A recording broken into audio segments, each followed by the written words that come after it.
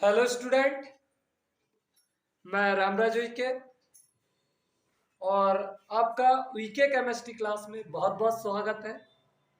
आज मैं आपके लिए लेकर आया हूँ केमिस्ट्री के सेकेंड चैप्टर क्लास 12th का क्वाथनांक में उन्नयन।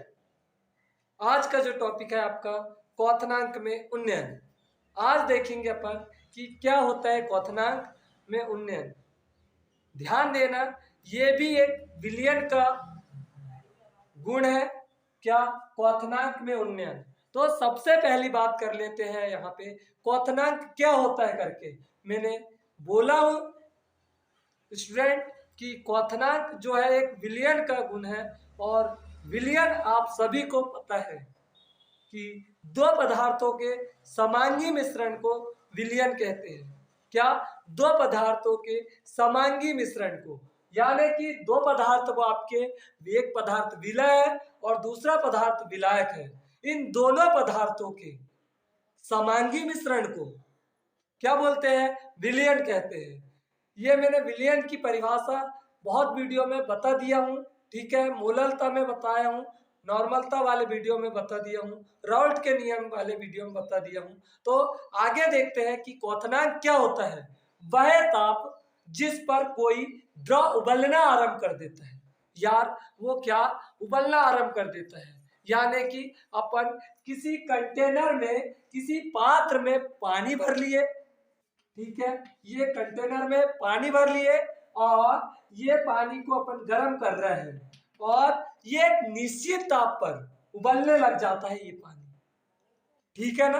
तो ये जिस ताप पर पानी उबलेगा, ठीक है ना, क्या जिस ताप पर ये पानी उबलेगा, बॉयल होगा, वह उस ताप, उस द्रव का क्या कहलाएगा?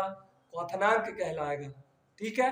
वह ताप जिस पर कोई द्रव उबलना आरंभ कर देता है, उसे उस द्रव का क्वथनांक कहते हैं। क्या बोलते हैं?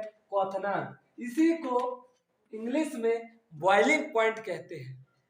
क्लियर हो गई होगी मेरी बात कि वह ताप जिस पर कोई द्रव उबलना आरंभ कर देता है, उसे उस द्रव का क्वथनांक कहते हैं। क्लियर है? अब मैंने यहीं पर क्या लिया बेटा, ये तो आपका शुद्ध विलायक था। क्या है? शुद्ध विलायक। और इसी के बाद में मैंने यहाँ पर क्या लिया हूं, ध्यान देना, इसी एक कंटेनर में मैंने विलयन ले लिया, और ये विलयन कोई भी हो सकता है। या तो आपका शक्कर प्लस पानी का विलयन हो सकता है, या तो शहद और पानी का विलयन हो सकता है। कोई भी विलयन हो सकता है।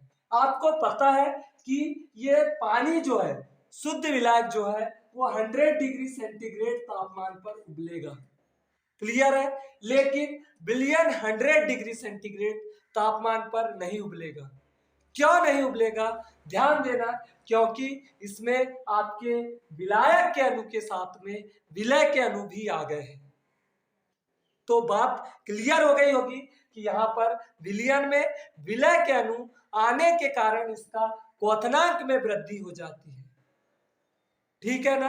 कि जब किसी शुद्ध विलायक में कोई आवासशील विलय पदार्थ मिलाया है, तो क्या बन गया? वो आपका विलयन बन गया, और ये विलयन जो है एग्जैक्ट 100 डिग्री सेंटीग्रेड तापमान पर नहीं उबलेगा। क्यों नहीं उबलेगा? क्योंकि इसमें विलय पदार्थ के मॉलिक्यूल्स आ गए, अणु आ गए हैं, तो वो उसका क्वथनांक को बढ़ा देता है, ठीक है ना। यानी कि क्वथनांक में बढ़ोतरी हो रही है। इसी बढ़ोतरी को क्वथनांक में उन्नयन कहते हैं। क्या बोलते हैं? क्वथनांक में उन्नयन कहते हैं, ठीक है ना। यानी कि ये 100 डिग्री पर न उबलकर 110, 120, यानी कि जितनी सांद्रता विलय की होगी, ठीक है ना, यानी कि जितनी मात्रा विलयन में विलय की होगी, तापमान बढ़ते जाएगा, ठीक है मेरी बात। यानी कि 100 डिग्री से ऊपर ही उबलेगा। यानी कि यहाँ पे 100 डिग्री था, यहाँ पे 100 से 110 हो गए। ये सपोज एग्जांपल है आपके लिए। तो यानी कि 10 डिग्री इंक्रीज हुआ है, और वो 10 डिग्री यार किसके लिए इंक्रीज हुआ है? किसके लिए? विलय के मॉलिक्यूल्स के लिए। क्लियर है ना? अभी भी यहाँ विलायक का 100 डिग्री ही है। ठीक है, तो चलो ध्यान देना, इसको मैं एक बढ़िया कर्व की सहायता से बताता हूं और आपको शायद पूरा पूरा क्लियर होगा। ठीक है, तो ध्यान देना फटाफट के अंदाज में। यहाँ पे मैं कर्व बना लेता हूं। क्या यहाँ पे कर्व बना लिया बेटा मैंने, ये आपका एक कर्व बना रहा हूं। ये वाला जो रूट है, ये वाला जो रूट है वो तापमान को शो कर रहा है। किसको शो कर रहा है? तापमान को। ठीक है ना। और ये जो रूट है ये वाष्प दाब को शो कर रहा है। किसको? वाष्प दाब को। क्लियर है कि इतनी बात मेरी? चलो आगे ध्यान देना। ये कर्व बहुत, यदि आपको ये कर्व बनाते आ गया तो शायद ही आपको क्या ये क्वेश्चन के आंसर देने में प्रॉब्लम होगी। ये जो है डायग्राम में ही पूरा पूरा आंसर है इसका। ठीक है बेटा, क्या ये डायग्राम में ही पूरा पूरा आंसर है। ये T1 तापमान है, ये T2 तापमान है और ये T3 तापमान है। T1 तापमान, T2 तापमान, T3 तापमान। ये आपका P1 है, ये P2 है और ये आपका 1 ATM। ATM यानी कि 1 ATM का मतलब होता है एक वायुमंडलीय वाष्प दाब, यानी कि ये कितना होता है? 760 mmHg के बराबर होता है। यानी कि जब भी 100 डिग्री बराबर होता है 760 mmHg। आगे ध्यान देना,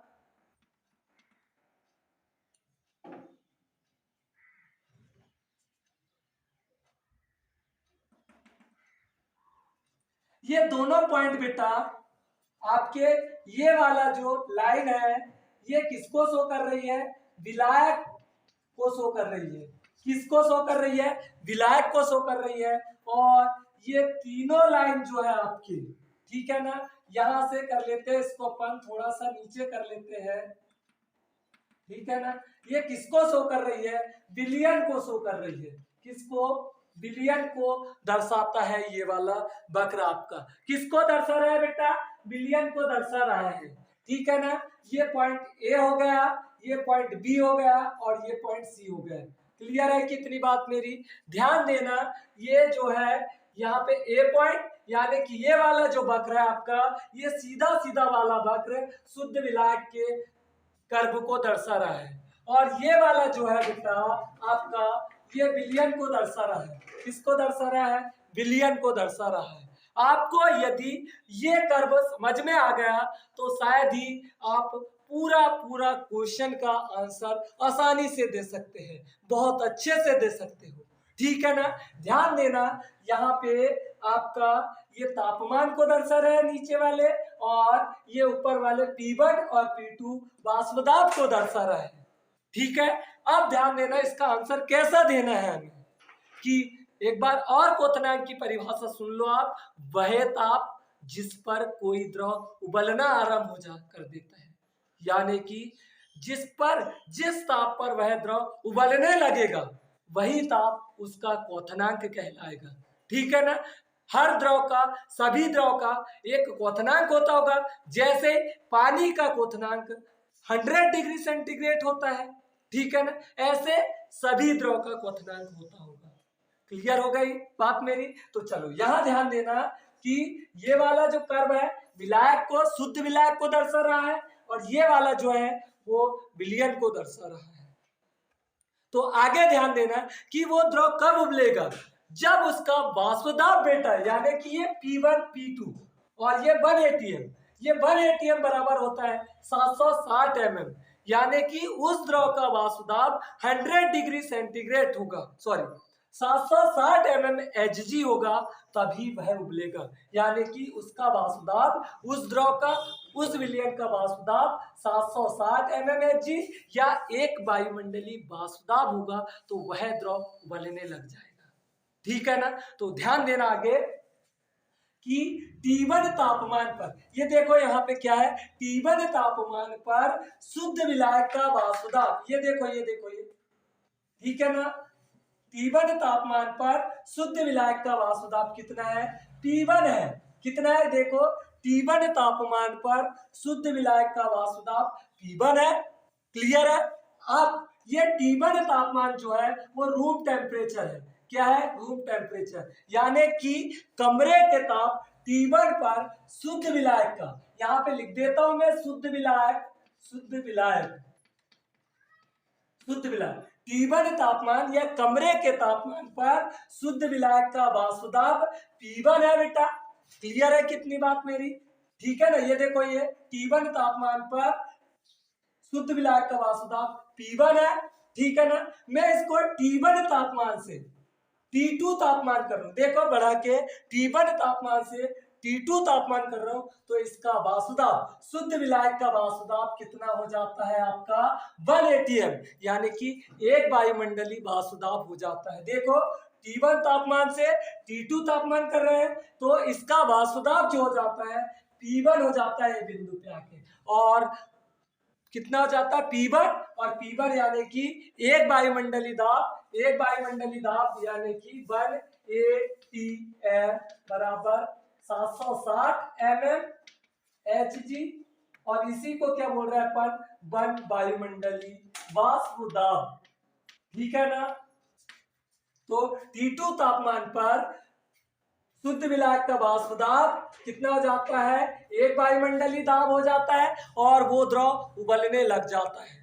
क्लियर है कितनी बात? यानी कि वो शुद्ध विलायक उबलने लग जाएगा। एक बार और ध्यान दो बेटा कि T1 तापमान पर शुद्ध विलायक का वाष्प दाब कितना है? P1 है। ठीक है ना। अब मैं तापमान को T1 से बढ़ाकर T2 कर रहा हूं। कितना कर रहा हूं? T2 कर रहा हूं, तो इसका वाष्प दाब, शुद्ध विलायक का वाष्प दाब कितना हो जाता है? एक वायुमंडलीय दाब या 1 atm हो जाता है, और वह द्रव उबलने लग जाता है। ठीक है ना। यानी कि 760 mmHg के बराबर हो जाता है, और वह द्रव उबलने लगता है। ये बात क्लियर हो गई होगी शायद मेरी आपको। आगे ध्यान देना, इसी शुद्ध विलायक में, क्या बोल रहा हूं बेटा मैं? इसी शुद्ध विलायक में अपन ने कोई आवासशील विलय पदार्थ मिला दिए यार। ये शुद्ध विलायक में, शुद्ध विलायक में आवासशील विलय पदार्थ मिला है अपन ने, आवासशील विलय पदार्थ मिला दिए, तो क्या बन गया बेटा? वो आपका विलयन बन गया। ठीक है ना। देखो शुद्ध विलायक में आवासशील विलय पदार्थ मिला दिए, तो क्या बन गया? आपका विलयन बन गया। और ध्यान देना कि इसका विलयन का वाष्प दाब, ठीक है ना, T1 टेम्परेचर पर कितना? ध्यान देना, ये विलयन का कर्व है ये वाला। ठीक है। तो T1 तापमान पर विलयन का वाष्प दाब कितना होता है? बताओ। P2 होता है। कितना होता है? P2। देखो यहां लिखा है कि T1 तापमान पर विलयन का वाष्प दाब, आपका शुद्ध विलायक था, शुद्ध विलायक में अपन ने आवासशील विलय पदार्थ मिला, तो क्या बन गया? विलयन बन गया।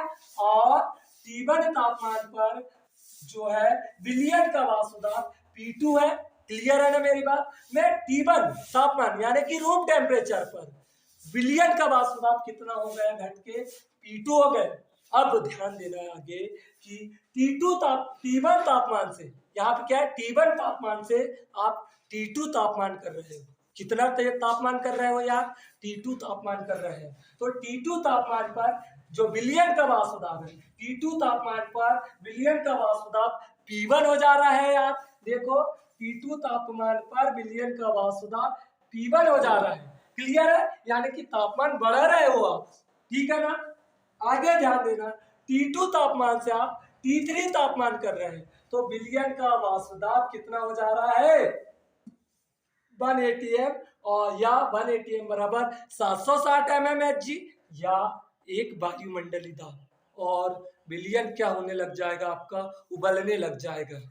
यानी कि आप शुद्ध विलायक में आवासशील विलय पदार्थ मिलाते हैं, तो विलयन का क्वथनांक बढ़ जाता है। तो यहाँ पे T1 से T2, T2 से T3। एक बार और ध्यान दो कि T1 तापमान पर विलयन का वाष्प दाब, देखो T1 तापमान पर ये विलयन का वाष्प दाब P2 है। ठीक है ना।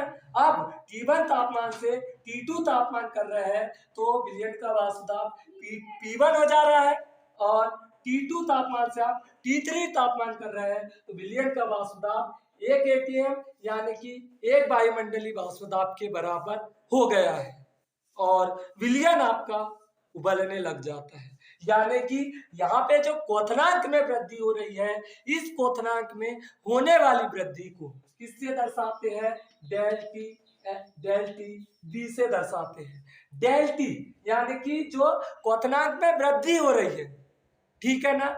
डेल टी मतलब क्या? क्वथनांक में होने वाली वृद्धि, डेल टी बी। क्लियर है मेरी बात इतनी? ये डेल टी बी यानी कि क्वथनांक में होने वाली वृद्धि, ठीक है ना। किसके कारण हो रही है यार? ये जब आपने विलय के मॉलिक्यूल्स मिलाए हैं, विलय पदार्थ की मात्रा मिलाए हैं, तो ये क्वथनांक में होने वाली वृद्धि मोललता के समानुपाती होती है। किसके समानुपाती होती है? मोललता के समानुपाती होती है। क्वथनांक में होने वाली वृद्धि मोललता के समानुपाती होती है, ठीक है ना। आगे ध्यान देना, यहाँ पे मैं यहाँ से लिख देता हूं थोड़ा सा, ठीक है बेटा। ध्यान देना, क्वथनांक में होने वाली वृद्धि, ठीक है ना, यानी कि ये यहाँ से यहाँ तक ये तापमान है बेटा आपका, और ये T1 तापमान जो रूम टेम्परेचर है, क्या है? रूम टेम्परेचर RT लिख दिया मैंने इसको, ठीक है ना। क्या लिखा हो इसको? T1 तापमान को मैंने RT लिखा हूँ, RT रूम टेम्परेचर। क्लियर है क्या? तो ये जो T1 से T2, T2 से T3, इन सभी को मैं क्या लिख देता हूँ? डेल टी, यानी कि डेल टी बी। क्वथनांक में जो वृद्धि हो रही है वही है बेटा ये। तो यहाँ पे del T B, del T B ये समानुपाती हो रहा है मोललता के। क्लियर है कि मेरी बात? मैं आगे नीचे सब लिख दूंगा, ठीक है ना। तो ये समानुपाती का, ये क्वथनांक में होने वाली वृद्धि, एलिवेशन ऑफ बॉइलिंग पॉइंट, ये डायरेक्टली प्रोपोर्शनल मोललता के होता है, ठीक है ना। तो ये समानुपाती का चिन्ह हटाते हैं तो कोई ना कोई स्थिरांक लगता है, तो वो स्थिरांक रख रहा हूं मैं, del T B is equal to K B into small M, ठीक है ना। यहाँ पे के बी क्या है? मोलल उन्नयन स्थिरांक। K B is equal to, ये फुट पे लिखना बेटा, K B is equal to मोलल उन्नयन स्थिरांक, स्थिरांक, ठीक है, मोलल उन्नयन स्थिरांक। क्लियर है मेरी बात इतनी? क्या? मोलल उन्नयन स्थिरांक है ये, ठीक है ना। मोलल उन्नयन स्थिरांक, ठीक है। आगे ध्यान देना, ये किसके समानुपाती हो रहा था? मोललता के। तो मैंने केबी की वैल्यू रख दिया, और केबी की वैल्यू होती है बेटा, ध्यान देना, केबी, केबी इज इक्वल टू होता है 0.52 केल्विन किलोग्राम पर मोल, ठीक है ना। क्या? 0. यहाँ पे लिख देता हूँ इसको मैं और नीचे से अच्छे से, के बी इज इक्वल टू होता है 0.52 केल्विन किलोग्राम पर मोल, ठीक है ना। ये हो रहा है। क्लियर है मेरी बात इतनी? तो चलो, आपको मोललता बराबर भी पता है बेटा, एम, स्मॉल एम की वैल्यू पता है आपको, W into 1000 upon WM into capital V। ध्यान देना, इनको मैं नीचे लिख दूंगा। ये W क्या है? विलय के मोलों की संख्या। 1000 तो फॉर्मूला में है आपका, 1000 मतलब होता है 1000, ठीक है ना। जो 1 लीटर में विलायक के मोलों की संख्या कितनी? 1000 मिलीलीटर होती, वहीं से आया है। WM बेटा विलय का अनुभार है, और कैपिटल V है यहाँ, कैपिटल W, कैपिटल W विलायक की ग्राम में मात्रा। तो चलो, इस m के मान को अपन यहाँ रख देते हैं, तो क्या प्राप्त होगा आपको? Del T B is equal to K B into आपका W इंटू 1000।